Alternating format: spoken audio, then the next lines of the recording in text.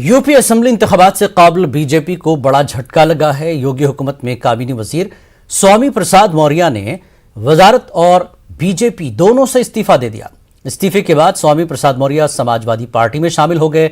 Samajwadi party chief Akhilesh Yadav ने इसे एक मास्टर स्ट्रोक करार दिया है।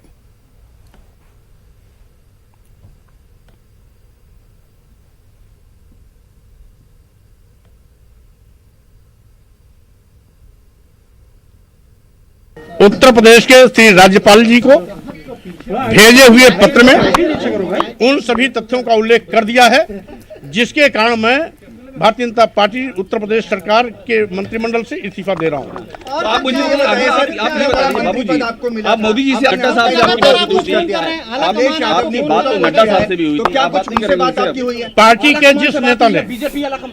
के जिस नेता ने भी मुझसे टेलीफोन बात किया, मैंने उनसे ससम्मान बात किया। नाराजगी स्वाभाविक रूप से पार्टी की उपेक्षात्मक रवैये के नाते ये निर्णय मुझे लेना पड़ा है और माननीय राज्यपाल जी की कृपा से ही सभी मंत्रिमंडल के सम्मानित मंत्री कार्य करते हैं। इसलिए जिसकी कृपा से मंत्रिमंडल का गठन हुआ था, जिन्होंने मंत्री के रूप में मनोनीत किया था, उत्तर प्रदेश के ऐसे माननीय श्री राज्यपाल जी को मैंने तथ्यों सहित इस्तीफा देने का कारण बता दिया। ये दर्जनों विधायक आएंगे, दर्जनों इस्तीफा देंगे, अभी दर्जनों देंगे। आप देखते रहिए, देखते रहिए। कहां पर जाएंगे? अभी आगे की वार और आगे की धार। उत्तर प्रदेश में बीजेपी को आज एक के बाद कई झटके लगे। बीजेपी रुकन असेंबली रोशन लाल ने बीजेपी को खैराबाद कह दिया। रोशन लाल शाह जहांपुर के तलहर से रुकन असेंबली हैं। पार्टी छोड़ने के बाद रोशन लाल ने कहा कि 5 सालों तक इनकी सुनवाई नहीं हुई। बीजेपी के एक और रुकन असेंबली ब्रिजेश प्रजापति ने भी पार्टी छोड़ दी। दोनों लीडर स्वामी प्रसाद मौर्य के करीबी माने जाते हैं।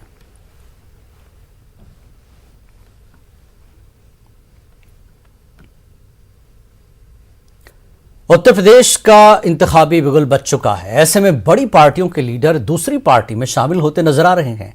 मगरबी यूपी के बड़े मुस्लिम लीडर कांग्रेस पार्टी के एमएलए इमरान मसूद ने समाजवादी पार्टी का दामन थामा है। कांग्रेस लीडर प्रियंका गांधी की सियासी मशावरती कोर कमेटी के रुकन आचार्य प्रमोद कृष्णम ने इमरान मसूद को निशाना बनाया। उन्होंने कहा कि इमरान मसूद ने जिस रास्ते का इंतखाब किया है, उस रास्ते से लड़कर बीजेपी का मुकाबला नहीं किया जा सकता। प्रदेश में चुनावी बिगुल बज चुका है। ऐसे में हम बात करते हैं पश्चिमी उत्तर प्रदेश के एक बड़े नेता इमरान मसूद ने कांग्रेस पार्टी को छोड़कर सपा पार्टी ज्वाइन कर ली है। हम बात करते हैं आचार्य प्रमोद कृष्णम जी से, जो एक बहुत बड़े नेता है कांग्रेस के और साथ ही साथ राजनीतिक सलाहकार भी हैं प्रियंका गांधी जी के। आचार्य जी, पार्टी छोड़कर जाना तो पश्चिमी उत्तर प्रदेश में कहने की कांग्रेस कमजोर नजर दिखती है। देखिए, कोई भी नेता जब पार्टी को छोड़ के जाता है तो उसका फर्क पड़ता है। इमरान मसूद बहुत कद्दावर नेता हैं और कांग्रेस के साथ जुड़े हुए थे। उनका बहुत पूरा परिवार कांग्रेस के साथ रहा है, तो अब फैसला उनका, लेकिन ये दुर्भाग्यपूर्ण है। लेकिन पश्चिम उत्तर प्रदेश में इमरान मसूद का जाना, कहीं ना कहीं जो मुसलमान है वह सपा की ओर बढ़ रहे हैं, कांग्रेस की तरफ नहीं दिखाई देता। देश के लोगों को सोचना पड़ेगा कि अगर इस देश की सत्ता से बीजेपी को हटाना चाहते हैं तो उन्हें कांग्रेस का झंडा उठाना पड़ेगा। समाजवादी पार्टी हो, बहुजन समाज पार्टी हो या कोई और क्षेत्रीय पार्टी हो, बीजेपी को इस देश से नहीं हटा सकती है। बीजेपी को अगर हटाना है तो कांग्रेस को लाना पड़ेगा और तिरंगा हाथ में उठाना पड़ेगा। जहां तक सवाल है चुनाव का, तो मैं ये कहना चाहता हूं, उत्तर प्रदेश में चुनाव नहीं हो रहा है, एक धर्म युद्ध है। जब उत्तर प्रदेश के मुख्यमंत्री खुद ये ऐलान करते हैं कि लड़ाई 80 और 20 की है, तो बचा क्या?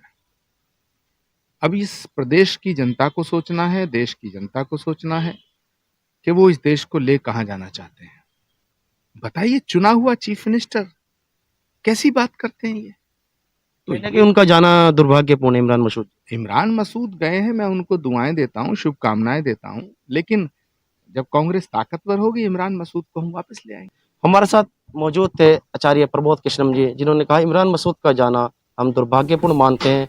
कहीं ना कहीं जो कांग्रेस पार्टी है उनका झंडा भी बुलंद है और तभी भाजपा को हराया जा सकता है।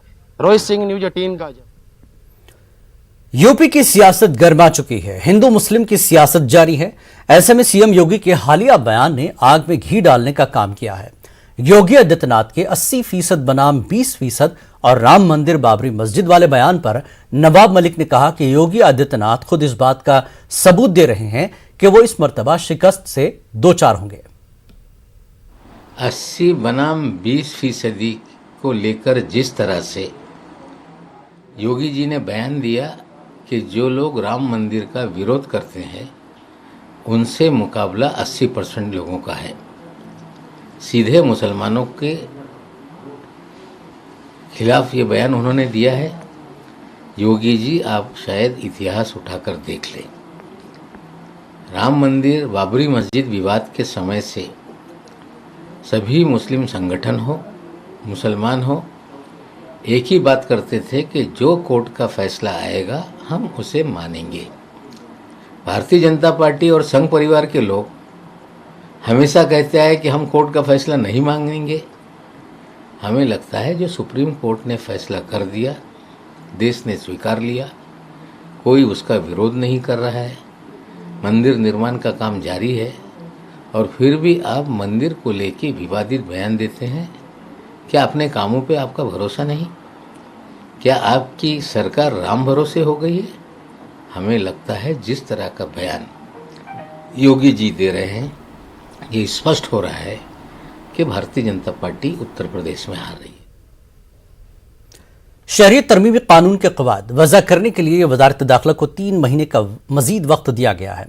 पार्लिमानी स्टैंडिंग कमेटी से वज़ारत दाखिला ने हाल ही में मजीद वक्त की दरख्वास्त की थी। सीएए के जरिए मोदी हुकूमत बांग्लादेश, पाकिस्तान और अफगानिस्तान के गैर मुस्लिमों को हिंदुस्तानी शहरियत देना चाहती है। इस दौरान सीएए के तहत ज़वाबित बनाए जाएंगे। वज़रा के तरमीम शुदा शहरियत एक्ट को पार्लियामेंट ने 11 दिसंबर 2019 को मंजूर किया था और अगले दिन सदर की मंजूरी हासिल की गई थी। ताहम इस कानून पर अमल दरामद होना बाकी है। पार्लिमानी उमूर के कवायद के मुताबिक सदर की मंजूरी के 6 माह के अंदर किसी भी कानून के लिए कवायद वज़ा किए जाने चाहिए या लोकसभा और राज्यसभा की मातहत कानून साज कमेटियों से इसमें तौसी की दरख्वास्त की जानी चाहिए।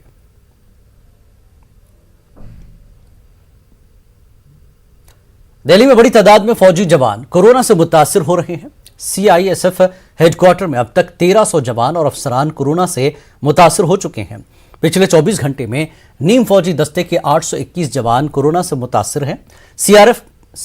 सीआरपीएफ के 257 जवान कोरोना से मुतासिर हैं। बीएसएफ के 116 और एसएसबी के 79 जवान मुतासिर हैं। आईटीबीपी के 101 जवान मुतासिर हैं। इसके अलावा एनडीआरएफ और एनएसजी के 6 जवान मुतासिर हैं।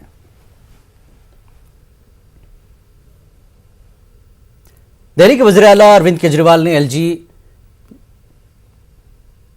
एलएनजेपी अस्पताल का दौरा किया। उन्होंने मीडिया से बात करते हुए कोरोना के पेश नज़र अस्पताल के इंतजामी उमूर पर इत्मीनान का इजहार किया।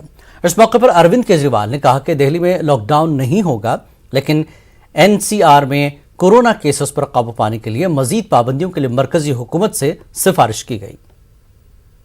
ज़्यादा डिलीवरीज यहाँ पे सक्सेसफुल डिलीवरीज हो चुकी हैं, तो गायनी का भी पूरा इंतजाम है। कोरोना पेशेंट्स जो गायनी मदर्स हैं उनका भी पूरा इलाज है यहाँ पे, और नियोनेटल का भी पूरा यहाँ पे प्रबंध किया हुआ है कि अगर कोरोना से संबंधित मदर है, उनके जो बच्चे होते हैं उनके भी पूरा इंतज़ाम किया गया है। अभी इस टाइम तो पूरी दिल्ली से लगभग सब जगह से यहीं पे भेजे जा रहे हैं, केसेस रेफ़र किए जा रहे हैं डिलीवरीज़ के लिए। दिल्ली के बाहर से भी बहुत सारे केसेस आ रहे हैं। पिछली वेव के मुकाबले में ये वेव बहुत माइल्ड है। ये ऊपर वाले का शुक्र है कि हम लोग सब एक बहुत माइल्ड वेव से डील कर रहे हैं, नहीं तो दूसरी जो अप्रैल में वेव आई थी वो बहुत ज़्यादा खतरनाक थी। केंद्र सरकार से अपील करूंगा, डीडीएमए की बैठक में भी जो केंद्र सरकार के रिप्रेजेंटेटिव्स आए थे, हमने उनसे रिक्वेस्ट किया कि दिल्ली के अंदर केवल रेस्ट्रिक्शंस लगाने से काम नहीं चलेगा, आपको पूरे एनसीआर को कवर करना पड़ेगा। और उन्होंने आश्वासन दिया कि वो पूरे एनसीआर के अंदर इन्हीं रेस्ट्रिक्शंस को। दिल्ली के लेफ्टिनेंट गवर्नर अनिल बिजल ने आज दिल्ली में मुनक्कदा डीडीएमए की अहम मीटिंग में लिए गए फैसलों के बारे में जानकारी दी। अनिल बिजल ने लिखा कि कोरोना के बढ़ते हुए केसेस के पेश नज़र रेस्टोरेंट और बार को बंद करने का फैसला किया गया है। अब रेस्टोरेंट सिर्फ होम डिलीवरी खदमात के लिए खुल सकेंगे। इसके साथ ही हफ्तावार बाजार के हवाले से लिए गए फैसले पर लेफ्टिनेंट गवर्नर ने लिखा कि अब रोजाना सिर्फ एक हफ्तावार बाजार खोलने की इजाजत होगी, यानी एक जोन में सिर्फ एक बाजार खुलेंगे। दिल्ली में कोरोना के 19,166 नए मामले दर्ज किए गए हैं। फिलहाल दिल्ली में 35,000 से ज्यादा मरीज होम आइसोलेशन में हैं।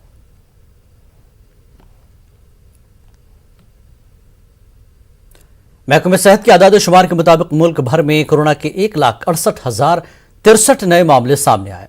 69,959 लोग कोरोना से सेहतयाब हुए, जबकि गुज़श्ता 24 घंटों में 277 अफराद फौत हो गए। महाराष्ट्र में 33,470 कोरोना के नए मामले दर्ज किए गए। सिर्फ मुंबई में 13,648 लोग कोरोना से मुतासर हुए, जबकि 8 लोगों की मौत हुई और 29,671 लोग सेहतयाब हुए हैं। महाराष्ट्र में ओमिक्रॉन के 1,247 मामले दर्ज किए गए।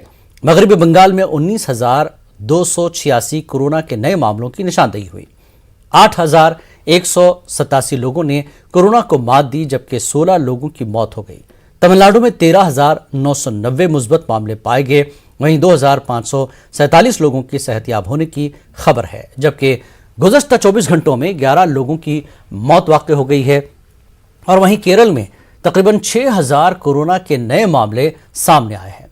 कोरोना से हिफाजत के लिए एहतियाती इक़दामात इख्तियार करने की हुकूमत की जानिब से लगातार अपील की जा रही है। हिंदुस्तान में 8 लाख से 20,000 से ज्यादा एक्टिव मामले दर्ज किए गए हैं, जबकि ओमिक्रॉन के 4,461 केसेस पाए गए हैं। दिल्ली एनसीआर में काम कर रहे गैर रियासती मजदूरों को अब लॉकडाउन का खौफ सताने लगा है। यही वजह है कि वो अब दिल्ली एनसीआर छोड़कर अपने घर को रवाना हो रहे हैं। गुज़श्ता कुछ दिनों से ये देखा जा रहा है कि बड़ी तादाद में लोग अपने घर जा रहे हैं। लोगों का कहना है कि पिछले लॉकडाउन और होने वाली परेशानियों के खौफ ने हमें दोबारा घर जाने पर मजबूर किया है। हम नहीं चाहते कि दोबारा इस तरह के मसाइल का सामना हो। गांव जा रहे हैं, लॉकडाउन की वजह से जो है काम है नहीं उतना, और सोच रहे पिछले साल की तरह जो है दिक्कत होगा, परेशानी होगा, इसलिए अब ये जा रहे हैं। लेकिन अभी लॉकडाउन की घोषणा तो नहीं हुई है। लेकिन डर सता रहा है ना, जो कहीं हो जाएगा तो फिर खाने में पीने में दिक्कत हो जाएगा, जाने में दिक्कत हो जाएगा, हर चीज़ का समस्या हो जाएगा। यहाँ पे क्या करते थे आप? ड्राइव करते हैं। लेकिन अभी काम नहीं मिल रहा। अभी काम नहीं, डाउन खड़ी है गाड़ी, कोई काम धंधा है नहीं, राशन पानी कहाँ से आएगा, तो इसलिए वापस जा रहे हैं परिवार के साथ? नहीं, अकेले हैं। हम जा रहे हैं अभी बिहार। क्या वजह है एकदम से वापस जाना पड़ रहा है? सर, ये लॉकडाउन होने वाला है, तो लॉकडाउन होने के बाद जो बहुत तकलीफ होता है, तो इसके लिए हम जा रहे हैं घर। तो अभी काम धाम यहाँ पे नहीं मिल रहा था, क्या दिक्कत आ रही थी? सर, काम तो मिला, हमें जमा नहीं, तो हम जा रहे गांव। मुंबई से आए थे यहाँ पे, मेरा गांव वाले बुलाए थे। हाँ, तो जमा नहीं काम, तो हम जा रहे घर से फिर बाद में बम्बई जाएंगे वहाँ पे। तो यहाँ क्या खतरा है? मतलब अभी खतरा तो पता नहीं सर, मैं पहली बार दिल्ली आया हूँ। हाँ, तो लेकिन लॉकडाउन का खतरा है। लॉकडाउन का खतरा है ज़्यादा, इसीलिए केस बढ़ रहे हैं ज़्यादा जी। छोड़ के जा रहे हैं भाई, काम भाव है नहीं, क्या करें। क्या हो गया ऐसा? मतलब पहले धंधा ही पानी नहीं रहा, लॉकडाउन लगा ही जब से। लॉकडाउन भी लगने की उम्मीद है, कुछ ऐसी बातें भी आती हैं क्या करें, यही सोच में आती है कि लगेगा दोबारा, इसलिए जाना पड़ रहा है गाँव को। तो दिक्कत हो रही है इस टाइम पूरी तरह। पहले बीच में कुछ ठीक था। हाँ, बीच में ठीक था, फिर दोबारा फिर वही हो गया, तो इसलिए गुड़गांव छोड़ के जा रहे हैं। हाँ। कहाँ पे आपका गांव? हमारा यह पड़ता है यूपी में। तो ये सारा सामान किस पे, बस वगैरह पे लेके जाएंगे? और गाड़ी फाड़ी करनी पड़ेगी, क्या करें। अच्छा, तो यहाँ से मतलब काम धंधा ना होने की वजह से जा रहे हैं। वक्त है ब्रेक का। ब्रेक के बाद फिर लौटेंगे।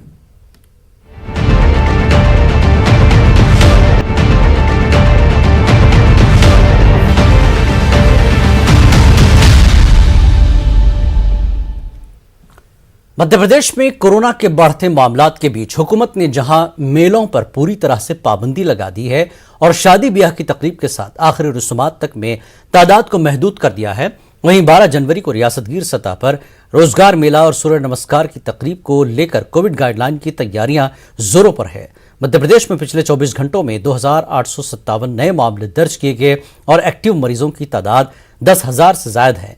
ऐसे में हुकूमत के जरिए सूर्य नमस्कार प्रोग्राम के इनेकाद की कांग्रेस और दूसरी समाजी तंजीमों की जानिब से मुखालफत की जा रही है। मुस्लिम कोऑर्डिनेशन कमेटी ने हुकूमत पर मुस्लिम तलबा को जबरदस्ती प्रोग्राम में शामिल करने के लिए अफसरान के जरिए दबाव बनाए जाने का इल्जाम लगाया है। कोविड गाइडलाइन का पालन, चाहे हमारा कल का जो रोजगार मेला है उसमें हो या सूर्य नमस्कार हो, इन सभी में कोविड गाइडलाइन का पालन किया जाएगा। कि ना तुम चांद के आगे झुकोगे ना सूरज के आगे झुकोगे, यानी अल्लाह तबारक ताला की पैदा करदा चीज़ों के आगे आपको झुकना नहीं है। साफ साफ बस इसलिए है ये पूरा का पूरा मामला कि मुसलमान बहैसियत मुसलमान के हमको इजाज़त ही नहीं है कि हम रचयिता के अलावा किसी दूसरे के आगे झुकें।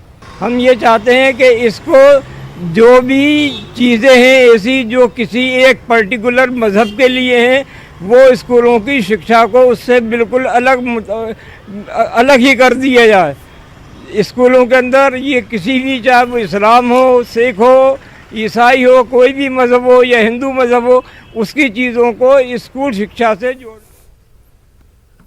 मध्य प्रदेश में बारिश और ओलाबारी से किसानों की फसल को हुए नुकसान और हुकूमत के सर्वे के ऐलान पर रियासत में सियासी घमासान छिड़ गया है। वज़ीर आला शिवराज सिंह के जरिए बारिश और जलाबारी में किसानों की फसल को हुए नुकसान को लेकर जहां सर्वे करने की अफसरान को हिदायत दी गई है, वहीं साबिक सीएम कमलनाथ ने किसानों के मसाइल और सर्वे पर सवाल उठाए। साबिक सीएम कमलनाथ का कहना है कि वज़ीर आला के जरिए किसानों की फसल के सर्वे के लिए ज़बानी हिदायत दी गई है, लेकिन आज तक इसके लिए कोई सरकारी अहकाम जारी नहीं किया गया है। अहकाम जारी नहीं होने के सबब अफसरान ने अब तक फसलों के सर्वे का काम तक शुरू नहीं किया है। वर्षा के कारण फसलों को लाभ भी है, लेकिन ओलावृष्टि के कारण किसानों की फसलों को कई स्थानों पर नुकसान पहुंचा है। मैंने निर्देश दिए हैं कि ओलावृष्टि के कारण जहां जहां हमारे किसान भाइयों और बहनों की फसलें बर्बाद हुई है, वहां तत्काल सर्वे किया जाए। सर्वे भी किया जाएगा, क्षति का आकलन किया जाएगा और क्षति के आकलन के बाद किसान को राहत राशि देने की व्यवस्था की जाएगी। फसल बीमा योजना का लाभ भी मिले, इसके निर्देश भी मैंने दिए हैं। प्रदेश की सरकार हमेशा संकट की घड़ी में अपने किसानों के साथ खड़ी है और अभी भी मैं आश्वस्त कर रहा हूं, तकलीफ है, परेशानी है, नुकसान हुआ है, कष्ट है, संकट है, लेकिन इस संकट के पार निकाल के हम अपने किसान भाई बहनों को जिनका नुकसान हुआ ले जाएंगे। चिंता करने की जरूरत। कर्नाटक में हिंदी और उर्दू के मशहूर शायर शाद बागलकोटी के दोहों की मजमूए का इजरा अमल में आया। शिमोगा जिले के शिकारीपुर में कर्नाटक उर्दू चिल्ड्रंस अकेडमी के तहत तकरीब मुनक्किद हुई। शायर इत्फाल डॉक्टर अमजद हुसैन हाफिज कर्नाटकी के हाथों दोहों के मजमूए मक्की मदनी का इजरा हुआ। मरहूम शाद बागलकोटी की अहलिया दिलशाद बानो की कोशिश से ये किताब मंजर आम पर आई है। तकरीब में दिलशाद बानो की खुसूसी तौर पर तहनीत पेश की गई। डॉक्टर हाफिज कर्नाटकी ने कहा कि शाद बागलकोटी के दोहों के मजमूए दोहायन और दहंजली काफ़ी मकबूल हुए। अब उनकी वफ़ात के बाद सीरत-उन-नबी सल्लल्लाहु अलैहि वसल्लम पर मबनी दोहों की किताब मंजर आम पर आई है। तकरीब में प्रोफेसर सैयद शाह, मदार अकील और दीगर ने अपने ख्यालात का इजहार किया।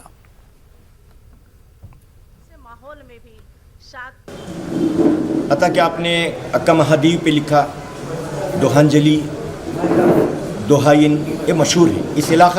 ये इलाके के एक मशहूर शायरों में से कह सकता हूँ।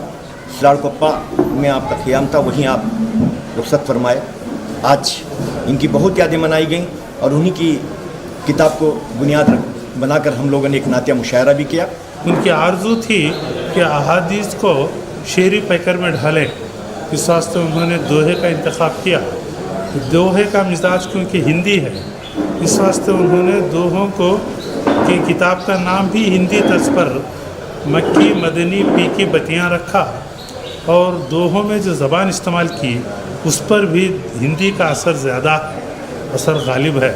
उनकी अद्वित पर रोशनी डालने के बाद उनकी जो किताब का जो रस्म इजरा किया गया मक्की मदनी पी की बतियाँ, इस किताब के रस्म इजरा में जिन लोगों का ताउन रहा उसमें खुसूसी तौर पर चिल्ड्रंस एकेडमी के करता धरता और सदर जनाब डॉक्टर हाफिज़ कर्नाटकी। दोहा तहज़ीब और कल्चर अलग चीज़, गज़ल से मुख्तलिफ चीज़ है। इस कल्चर को समझकर अपनाने वालों में से शाद बागलकोटी साहब का नाम काफ़ी नुमाया है। वो सिर्फ दोहा कहते ही नहीं थे, दोहा कल्चर, दोहा तहज़ीब, दोहा ज़बान से भी वाकफियत रखते थे। बुलेटिन में फिलहाल इतना ही। आगे देखिए क्रिप्टो की समझ। आदाब।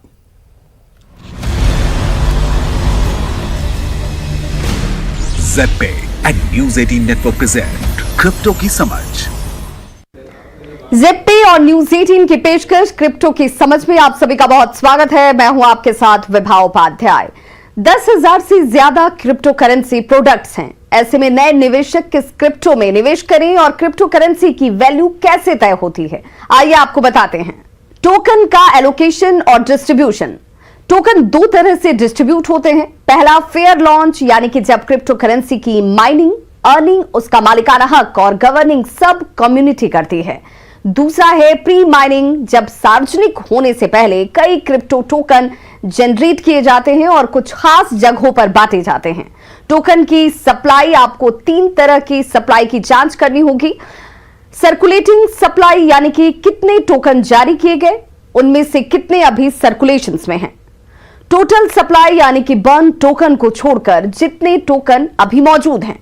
और मैक्स सप्लाई, यानी अधिकतम कितने टोकन जनरेट किए जा सकते हैं। मार्केट कैपिटलाइजेशंस, यानी किसी प्रोडक्ट में अभी तक कितना पैसा लगा है।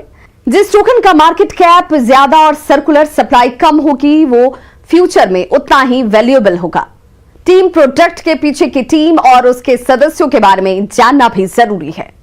तो उम्मीद है कि अब आप ज्यादा कॉन्फिडेंस के साथ क्रिप्टो में निवेश कर सकेंगे। अगले एपिसोड में फिर से होगी मुलाकात। Take care and bye bye. Z and News 18 network present crypto की समझ।